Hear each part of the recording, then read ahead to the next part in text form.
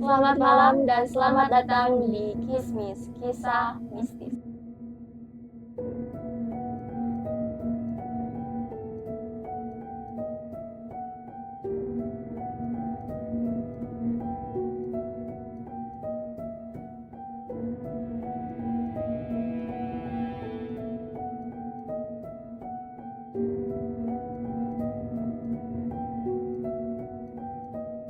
Di episode kali ini kita akan membahas Anneliese Michel, yang remaja yang tewas karena kerasukan. Nah, jangan lupa subscribe sama nyalain notifikasi loncengnya agar kalian gak ketinggalan konten-konten selanjutnya. Oke, langsung saja masuk ke ceritanya.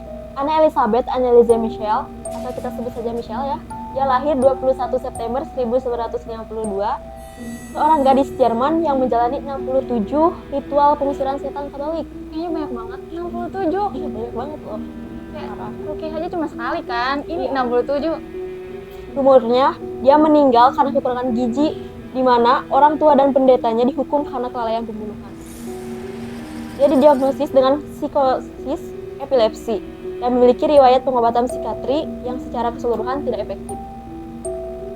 Nah, ketika si Michel ini 16 tahun usianya, dia mengalami kejang-kejang nih dan dia didiagnosa menderita psikosis yang disebabkan oleh epilepsi lobus temporal.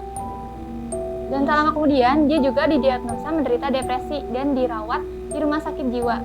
Nah, pada usianya yang ke-20 tahun, dia juga menjadi tidak toleran terhadap berbagai objek keagamaan dan mulai mendengarkan suara-suara aneh. Jadi kayak mungkin dia tuh ngedengerin suara aneh. Ya, karena emang tadinya juga udah katanya ada cerita depresi juga. Mungkin jadi kayak dengar suara-suara aneh nih. Terus kondisinya itu juga makin memburuk.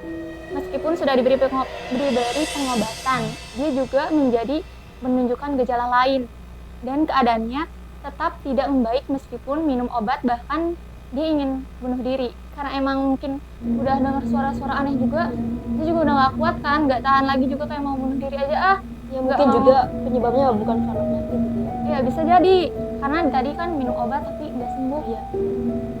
Nah, setelah minum obat ini, selama 5 tahun dia gagal untuk memperbaiki gejalanya. Michel dan keluarganya juga menjadi yakin bahwa dia kerasukan setan. Detailnya, pada Juni 1970, Michel mengalami kejang ketiga di rumah sakit jiwa tempat dia menginap. Dia diberi resep obat untuk kejang, tapi tidak mengurangi masalahnya loh. Aneh banget ini. Padahal udah berusaha banget kan? Ya, iya. Terus dia juga mulai menggambarkan melihat wajah iblis katanya. Pasti serem banget, gimana coba? Kebayang dong, dia selalu bayang-bayang iblis kayak gitu. Pada bulan yang sama, dia diberi resep obat lain, tapi mungkin tetap saja tidak ada perubahan sama sekali. Terus pada tahun 1973, dia menderita depresi dan mulai berhalusinasi saat berbuka. Dan mengeluh mendengar suara-suara yang mengatakan kepadanya bahwa dia terkutuk dan akan membusuk di neraka. Bayangkan, kalau kamu gitu gimana? Iya, pasti serem banget dong. Pasti, itu juga kata-katanya terkutuk dan membusuk di neraka. Pasti bakal ingat mulu. Terus semua perawatan inisial itu gak memperbaiki kesehatannya. Dia depresi terus dan makin memburuk. Perawatan jangka panjang juga tidak membantu. Dia semakin frustasi dan intervensi medis menggunakan obat-obatan farmakologis selama 5 tahun. Michel menjadi tidak toleran terhadap tempat dan benda suci Kristen seperti salib gitu. Jadi dia nggak berdoa.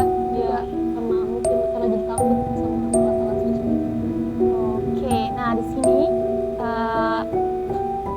Michel itu pergi ke San Diego dengan seorang teman keluarga yang secara teratur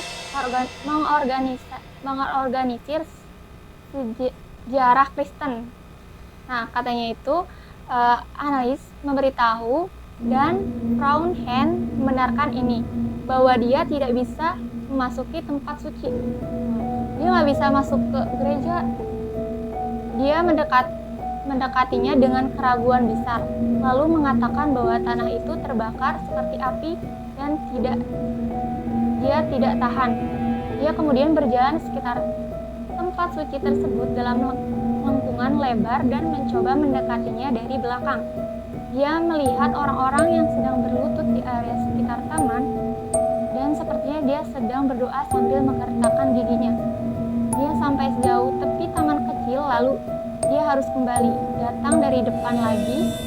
Dia harus mengalihkan pandangannya dari gambar Kristus di kapel rumahnya. Dia berhasil beberapa kali ke taman tetapi tidak bisa melewatinya. Dia juga mencatat bahwa dia tidak bisa lagi melihat mendaki atau gambar orang-orang kudus karena mereka semua bersinar terang sehingga dia tidak tahan melihat. Berarti dia tuh nggak bisa masuk rumah ibadahnya juga, terus juga nggak bisa melihat gambar-gambar dari si orang-orang kudus ini karena emang mungkin itu setan nggak sih dalamnya, karena kan tadi katanya cahaya gitu kan. Berarti ini si analis Michelle tuh ngomongnya ke pendeta lagi kerasukan ya. Terus Michelle juga melakukan pengusiran setan tadi kata pendeta NSA yang mereka temui saat melihatnya menyatakan bahwa dia tidak terlihat seperti penderita epilepsi. Itu berarti ini bukan penyakit biasa sih. Kayaknya bukan penyakit nggak sih? Iya. Terus Al percaya dia menderita kerasukan setan, mendesak uskup setempat untuk mengizinkan pengusiran setan. Berarti sebelumnya juga mungkin udah berusaha tapi tidak diizinin.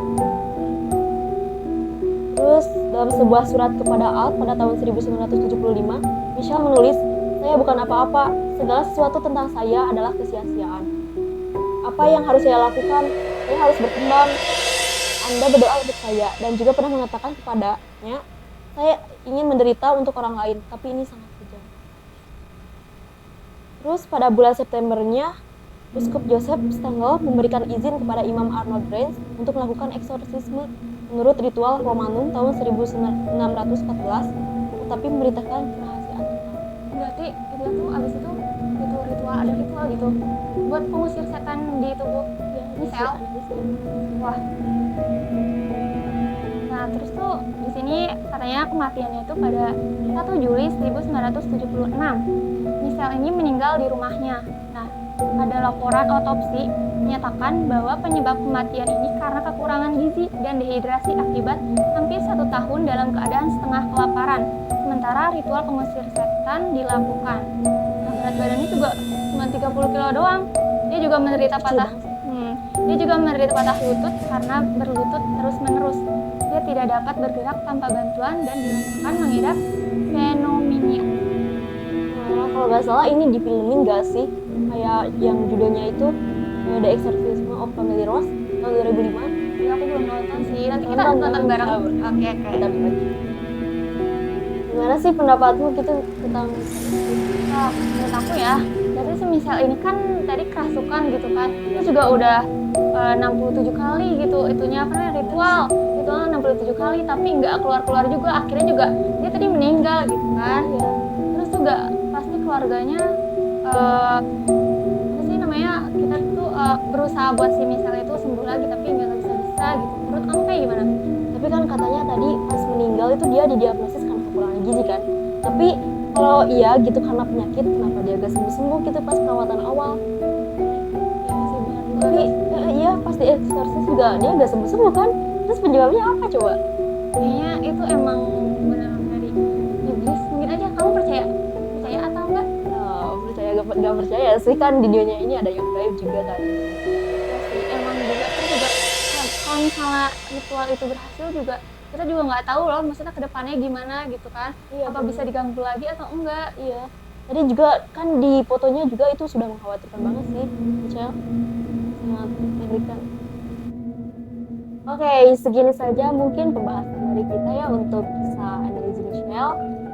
Mungkin jika kalian ada pendapat atau ada tambahan boleh di komen di kolom komentar ya. Betul banget tuh, kalau misalnya ada kisah-kisah misteri kalian yang mau disampaikan tinggal komen aja di bawah, oke? Oke, saya Arif Dan saya Heci. Jangan lupa like, Komen, dan subscribe pada channel ini untuk terus dapatkan notifikasi dari kami.